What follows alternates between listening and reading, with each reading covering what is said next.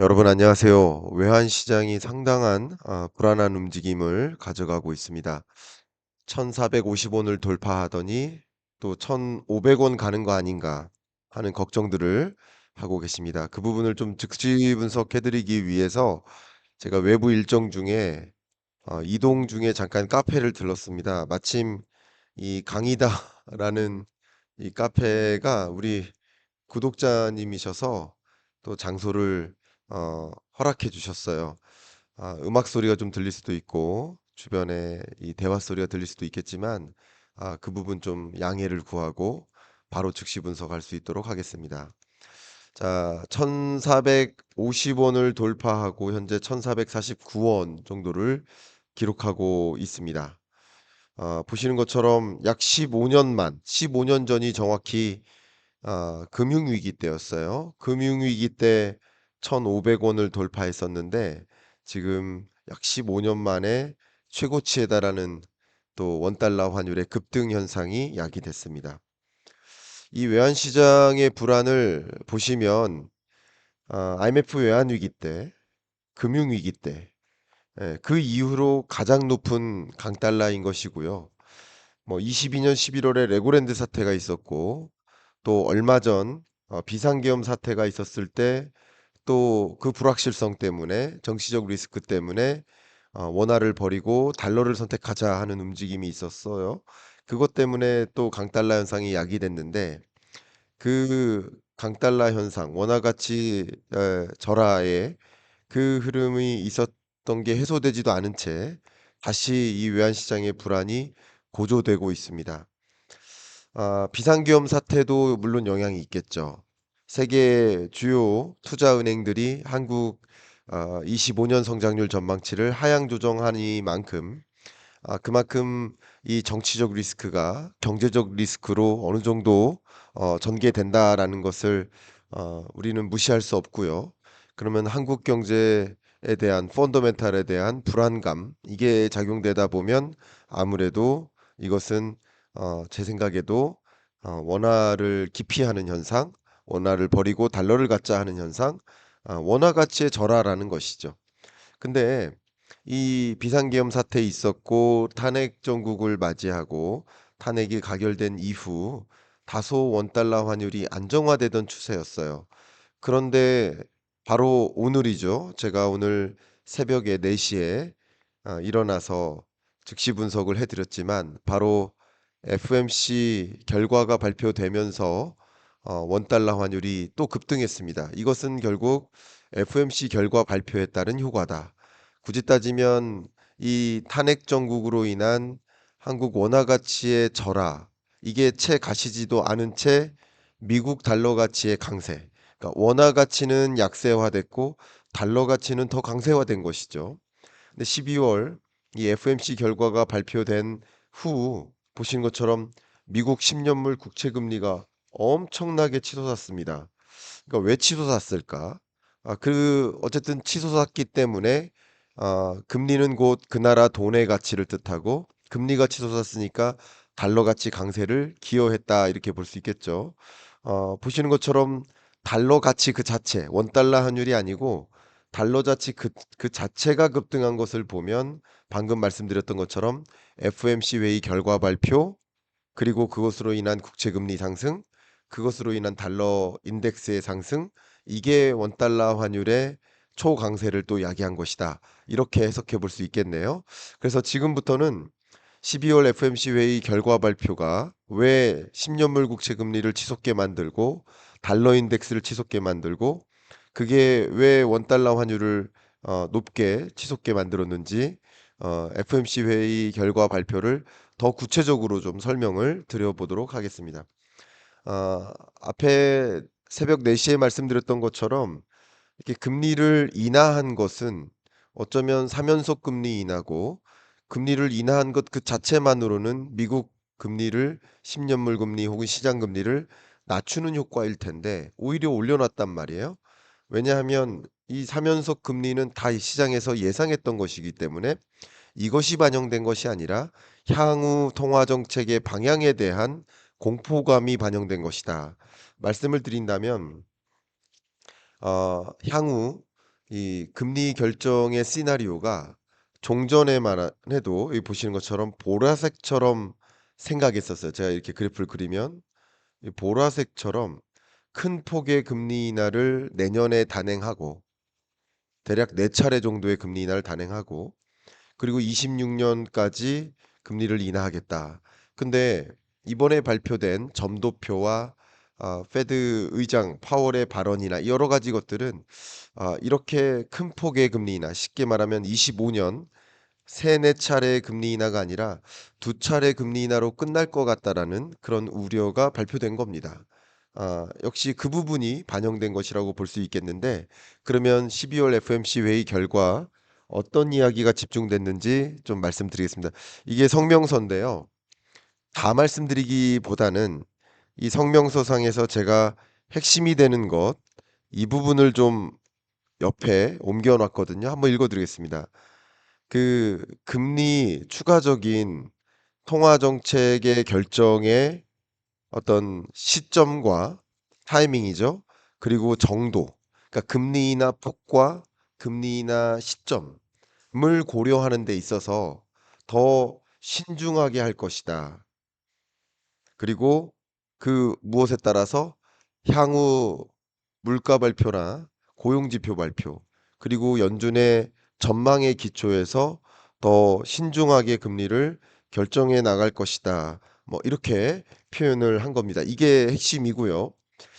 그리고 이 점도표와 경제 지표 전망 SEP가 핵심이라고 볼 수 있겠죠. 말씀을 드려 보겠습니다.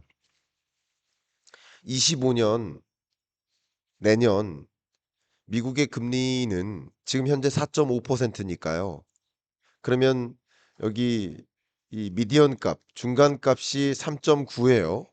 그러면 0.25% 포인트씩 2번 인하하겠다라는 발표인 겁니다. 그러니까 종전에는 3.4가 그 미디언 값이었어요. 근데 3.9로 미디언 값이 올라갔어요.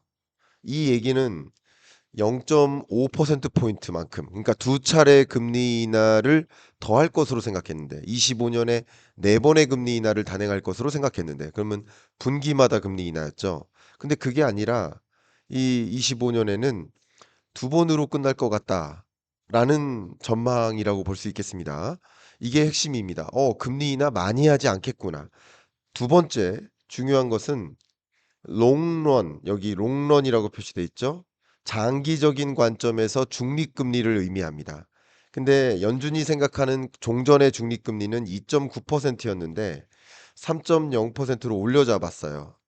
그러니까 금리의 인하는 시점과 시점도 더 뒤로 연기되고 금리 인하는 폭도 더 천천히 한다라는 거예요. 그리고 결과적으로 안착될 종점 금리라고 표현해 볼게요. 그 중립 금리가 2.9가 아니라 3.0이다. 그러니까 예상했던 것보다 덜 금리를 인하하겠다라는 FOMC 결과 발표라고 볼 수 있겠습니다. 왜 그런 것인가? 일단 미국 경제를 봤을 때 올해 2.0, 내년 2.0이라고 전망을 했었다가 지난 9월에 3개월 동안 무슨 변화가 있었는지 올해 2.5, 내년 2.1, 미국 경제가 생각했던 것보다 더 견조하게 흘러간다. 견조하니까 고용이 어때요? 종전에 실업률이 4.4, 4.4였는데 이제는 4.2, 4.3으로 실업률이 종전에 전망했던 것보다 더 고용 시장이 큰 무리 없이 안정적인 고용 시장을 유지할 것이다 라고 판단했으니까 경기 부양을 위해서 고용 안정을 위해서 더 금리 인하할 필요가 없는 것이다라고 연준 위원들은 판단하는 것입니다. 반대로 물가라는 관점에서 본다면 종전 물가 전망이 올해 내년 2.3, 2.1이었어요. 근데 2.4, 2.5로 더 높은 물가가 유지될 거라고 전망하는 거예요. 가장 중요한 게 근원 물가인데 근원 물가도 2.6, 2.2%로 전망을 했었는데 생각보다 이 근원 물가도 2.8, 2.5로 더 높게 오랫동안 유지될 것으로 전망한 겁니다. 그러니까 물가도 잘 생각보다 안 잡힌다. 더 천천히 잡힌다. 그러니까 금리를 상대적으로 더 높은 수준에서 유지해야 될 것이다라고 판단한 겁니다. 그러니까 금리 인하를 안 하겠다는 것이 아니라 두 차례의 금리 인하를 25년에 단행할 것이라고 현재로서는 의견을 제시한 것이고, 이것에 따르면 시장은 당연히 네 번 금리 정도, 네 번 정도 인하할 거라고 기대했다가 그 기대가 무너지면서 시장 금리가 오히려 치솟은 거라고 생각해 볼 수 있겠습니다. 또 이 자료를 본다면 종전의 이 금리 결정의 시나리오가 지금 24년 말 4%에서 2.9%를 향해 더 대대적으로 이렇게, 그리고 이렇게 인하해 나갈 것으로 생각했었는데, 그게 아니라 이렇게 금리 인하를 하는 시나리오로 가겠구나, 이렇게 수정 전망된 겁니다. 그렇기 때문에 당연히 시장에서는 실망한 거라고 볼 수 있겠죠. 또 4시에 FOMC 회의 결과가 발표됐다면 4시 반에 파월의 기자회견이 있었죠. 그 기자회견을 제가 이동하면서 다 들었는데요. 듣고 요약해 보면 이 네다섯 개의 문장으로 정리가 될 것 같습니다. 결론을 얘기하면 금리 인하 더 신중히 할 것이다. 이제 새로운 국면에 접어들었다. 금리를 신중히 조정하겠다. 인플레이션 상방 리스크가 9월보다 더 높아졌다. 인플레이션이 잘 안 잡히고 추가적인 진전 없이 횡보하고 있다. 그리고 중립금리가 더 가까워졌으니까 추가 조치는 신중하게 하는 것이다. 그리고 향후 금리를 조정하는 데 있어서는 타이밍을 더 신중히 평가하겠다. 이게 무슨 말이냐면요. 여러분, 무엇에 비유를 해야 될지 모르겠지만, 예를 들어서 여러분이 어, 골프를 친다고 해볼게요. 그러면 예를 들어서 멀리까지 보내야 되니까 첫 드라이브 타구는 어때요? 굉장히 강하게 때리겠죠. 그렇죠? 그래서 최대한 멀리 보내죠. 그리고 또 가운데쯤 오면 또 그 힘 정도를 줄이죠. 그러나 정말 그 지점에, 홀의 지점에 가까워지면 이제 속도도 조절하고 힘도 조절하죠. 마치 그런 거예요.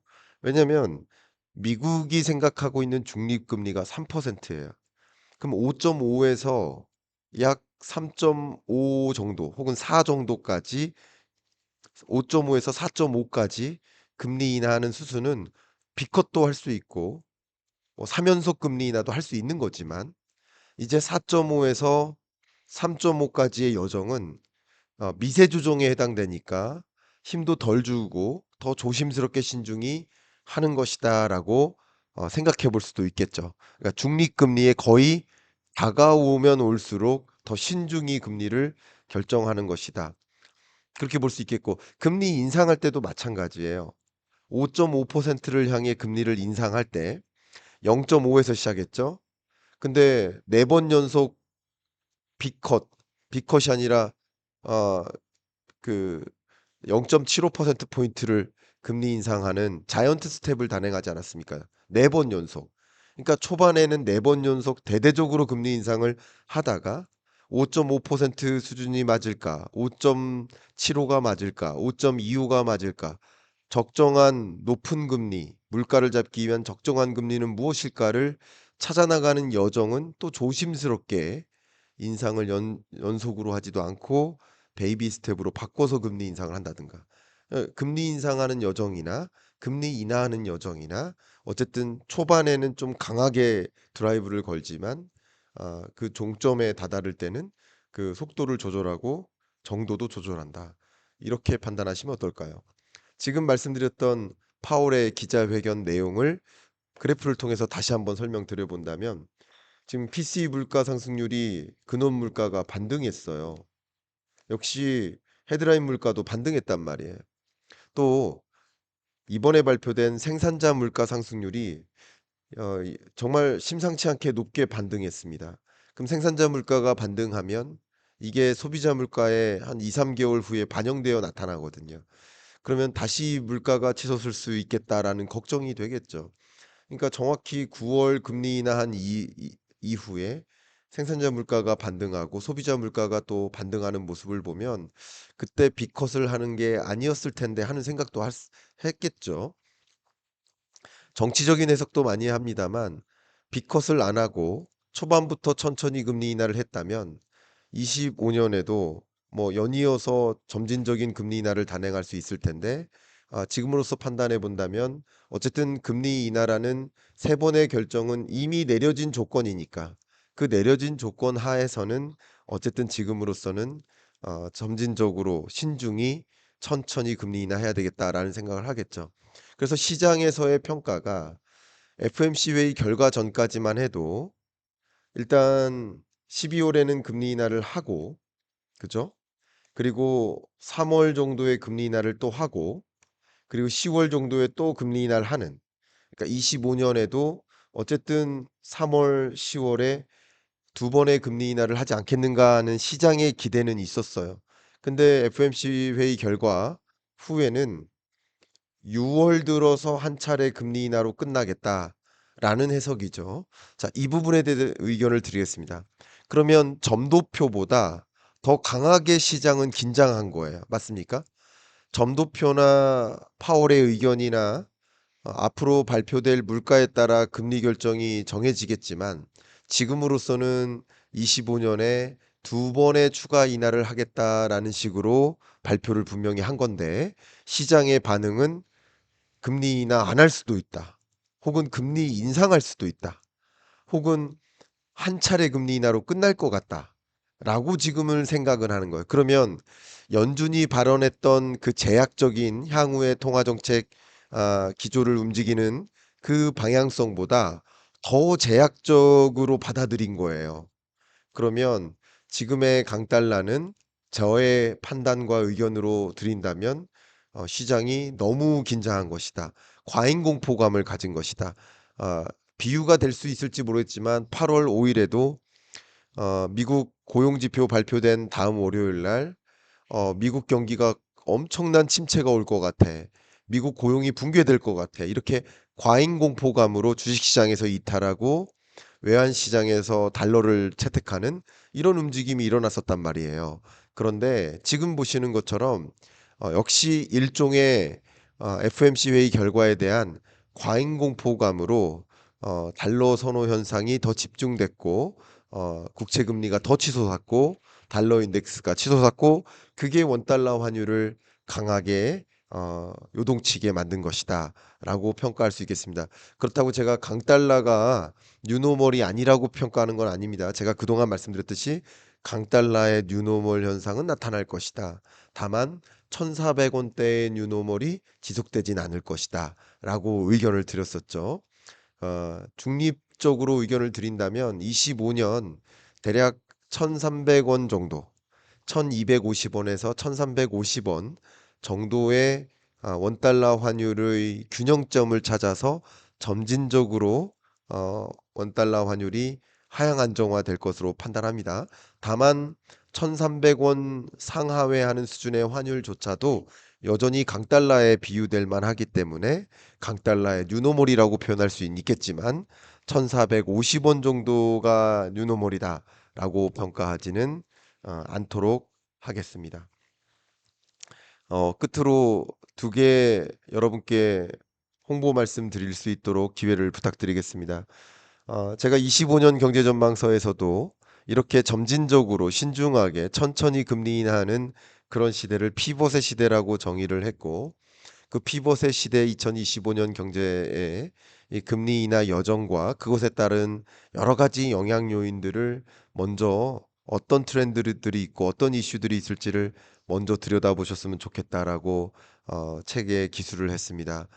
오늘 이야기와 책이 여러분이 25년 경제를 준비하시는데 참조가 되시길 좀 바라는 마음이고요. 또 제가 이광수 대표님과 함께 부테크 무료 강연을 기획했습니다.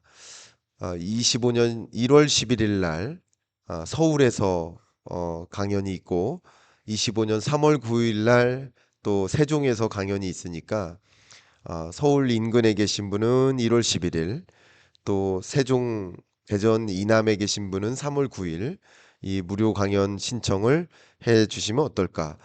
이 신청 방법은 이 고정 댓글에 링크를 드릴 겁니다. 강연 신청 링크. 그 신청 링크를 통해서 강연 신청을 해 주시기를 바라도록 하겠습니다. 여러분이 25년 경기 판단하시는데 오늘 이야기가 도움이 되시길 바라고, 지금의 강달러 환율이 정말 어떤 움직임을 가져갈 것인가에 대한 궁금증, 공포감, 그런 부분들을 좀 어느 정도 안정화하는 데도 도움이 되길 바라는 마음으로 이상 마무리하겠습니다. 제가 정식으로 제 스튜디오나 다른 공간에서 다시 인사드리겠습니다.